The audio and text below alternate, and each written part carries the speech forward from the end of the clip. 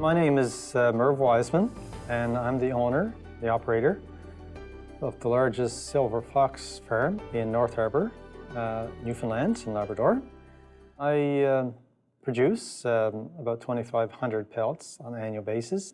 Of course, safety is always first and foremost on your list. It's something that workers obviously are aware of. It can become very much a demoralizing factor when people are hurt, and especially if there's no satisfaction on how you respond to an injury, whether it's a minor injury or whether it's something more severe. I had the very unpleasant experience 1 year ago of finding one of my workers deceased on the farm. And that in and of itself is a very traumatic experience, one that I'll never forget, and certainly one that my workers will never forget. Workplace health and safety spent about a week on my farm because it just didn't open the door to this one specific area. It opened generally my entire farming operation, to the idea that, there needs to be compliance in a lot of different areas. That's not to say that I wasn't in compliance, but we actually had to do the checks and balance to make sure that that happened. And not having a written plan was a big issue for me.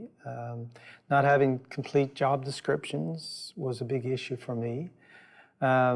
Instructional materials on how to, mix food, grind food, and all the machinery and the makeup and the things that you do were all things that were just lying there in people's head and really not formalized. And, when I look at the Agri Toolkit today, and when I see that systematic approach to whether it's safety or hiring or whatever, that systematic approach to doing things, I'm saying everybody should have one. Right from the procedures that you employ in trying to ensure safety, to the liability issues that you would incur if there's an injury or a death, somebody is hospitalized, right from start to finish. And so it's one of the, I believe, one of the most critical issues that you have to deal with on the farm.